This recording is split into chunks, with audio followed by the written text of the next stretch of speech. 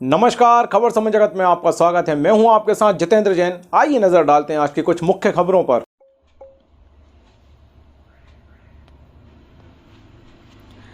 भोपाल कमलनाथ कहते हैं कि उनकी 4 दशक की राजनीति में उन पर एक भी आरोप नहीं है, जबकि उनकी राजनीति दागदार है। छल कपट दुराचार से भरी हुई उनकी राजनीति उन असंख्य सरदारों के खून से सनी हुई है जो 1984 के नरसंहार में मृत हुए थे। उन माताओं की चीख, उन असमत बचाती बहनों की पुकार, अपनी जय जयकार के शोर में कमलनाथ भुलाना चाहते हैं। यह बात प्रदेश सरकार के मंत्री हरदीप सिंह जंग ने भाजपा प्रदेश कार्यालय में आयोजित पत्रकार वार्ता को संबोधित करते हुए कही। हरदीप सिंह जंग ने कहा कि आज का दिन सिख समुदाय के लिए बहुत ही पवित्र दिन है। सिखों के 5वें गुरु अर्जन देव जी ने 1604 में आज ही के दिन दरबार साहिब में पहली बार गुरु ग्रंथ साहिब का प्रकाश किया था। सिखों में जीवन गुरु के रूप में मानी गुरु ग्रंथ साहिब केवल सिख कौम ही नहीं बल्कि समूची मानवता के लिए आदर्श व पथ प्रदर्शक है। उन्होंने कहा कि भाजपा भी इसी सोच के साथ काम करती है। भाजपा भी सबका साथ सबका विश्वास की बात करती है। हमारी सरकार में सर्वांगीण विकास के लक्ष्य पर कार्य हो रहा है और आगे भी होता रहेगा। हमारी सरकार में पक्षपात का कोई स्थान नहीं है। इसी के देन है कि पिछले 20 साल में मध्य प्रदेश ने न सिर्फ उन्नति की है बल्कि बीमारू राज्य का तमगा भी हट चुका है। उन्होंने कहा कि इन सबके बीच हम उनको भी नहीं भूल सकते जिन्होंने मध्य प्रदेश का बुरा हाल कर रखा है। तुष्टीकरण की राजनीति में डूबे लोगों की सच्चाई भी आज जरूर दोहराई जानी चाहिए। सनातन पर वार करने वाले लोगों ने सिख समुदाय के साथ ही इसकी प्रकार का दुर्व्यवहार अत्याचार किया था। उनके बारे में कई खुलासे हो चुके हैं। हम तो आज के दिन, इस पवित्र दिन, प्रदेश के हर सिख समाज के व्यक्ति से यह गुजारिश करेंगे कि ऐसे व्यक्ति को कतई मजबूत न करे। आपका एक एक वोट कीमती है। जो सिख नरसंहार से जुड़ा हो,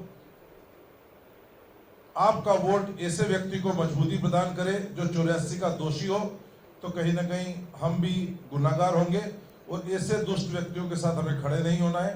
इस महत्वपूर्ण विषय पर प्रकाश डालने के लिए मैं आमंत्रित कर रहा हूं मंत्री हरदीप डंग जी को, वे प्रकाश डालें। जी प्रमोद जी।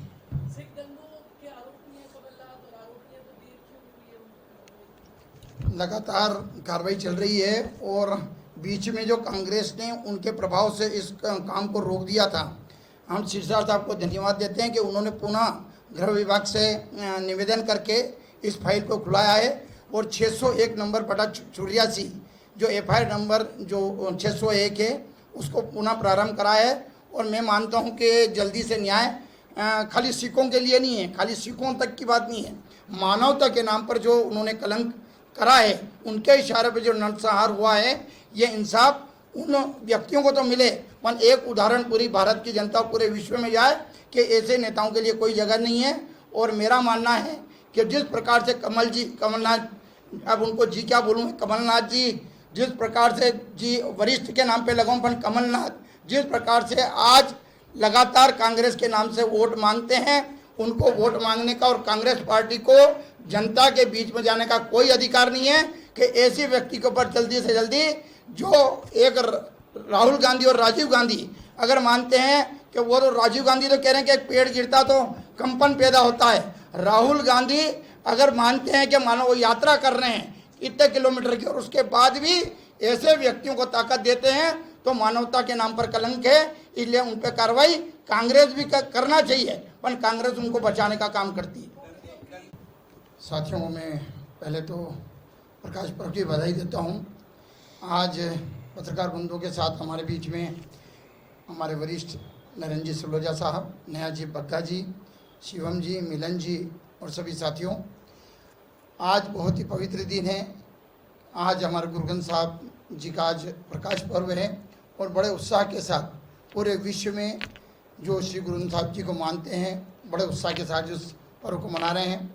जैसा अभी नरेंद्र जी ने जो आपको जो पॉइंट अभी रखे हैं, मेरा आपको थोड़ा सा पीछे ले जाने का एक थोड़ा आपके ज़रिए से चाहूँगा कि 1984 को आप अगर याद करें, जब वो दंगा 84 दंगा जो कहलाता है, उसमें जब हम याद करते हैं तो दिल दहल जाता है कि ऐसा कांड जो पूरे विश्व में कोई घटना ना घटी हो, ऐसा कांड 84 में सिख दंगों के रूप में जो किया गया था, उसमें हमारे सिखों भाइयों के ऊपर उनके गले में टायर डालकर उनको जिंदा जला दिया गया, उनकी हत्याएं की गई, उनकी आंखें निकाल दी गई।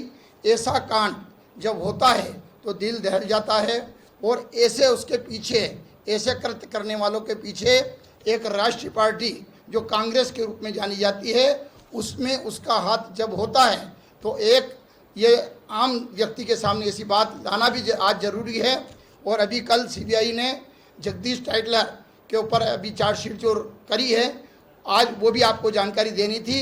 और आज वर्तमान के दौर में कमलनाथ जी के नाम पर जो एक प्रदेश के अध्यक्ष के रूप में कांग्रेस के काम कर रहे हैं, पूर्व मुख्यमंत्री हैं, और कांग्रेस द्वारा उनको जो कहीं ना कहीं प्रोत्साहन दिया जा रहा है, तो उसमें 84 के हाथ में जो उनका योगदान रहा है।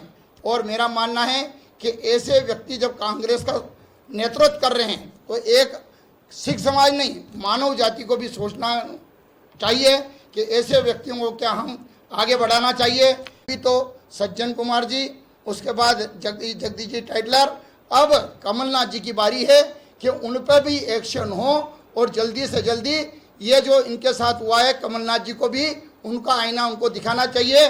पूरे मध्य प्रदेश नहीं, पूरे हिंदुस्तान नहीं, पूरे विश्व में जो सिख समाज को जानते हैं, मानते हैं, वो अच्छी तरह जानते हैं कि कमलनाथ जी का उसमें क्या हाथ था। उसके पीछे अभी हमारा जो एक आयोग बना था पहले, उस टाइम पे क्लीन चिट जो देने की कोशिश की गई थी, और मेरा मानना है कि अभी सिसरा साहब ने, जो हमारे बहुत ही सिख समाज के वरिष्ठ हैं, उन्होंने गृह मंत्रालय से एक आदेश पारित कराकर जो ये फाइल पुनः खुलाई है, उसमें संजय पुरी जी को भी एक गवाह के रूप में, मुख्तियार सिंह जी के एक गवाह के रूप में अब वो गवाह देने को जो तैयार हैं।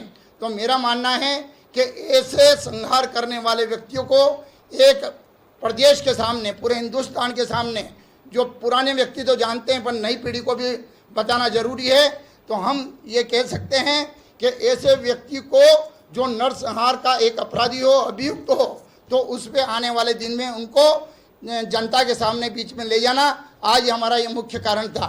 अभी हमारे बीच में प्रवक्ता हमारे नरेंद्र जी हैं और नेहा जी हैं, इस बारे में आपको और ज़्यादा जानकारी दे पाएंगे।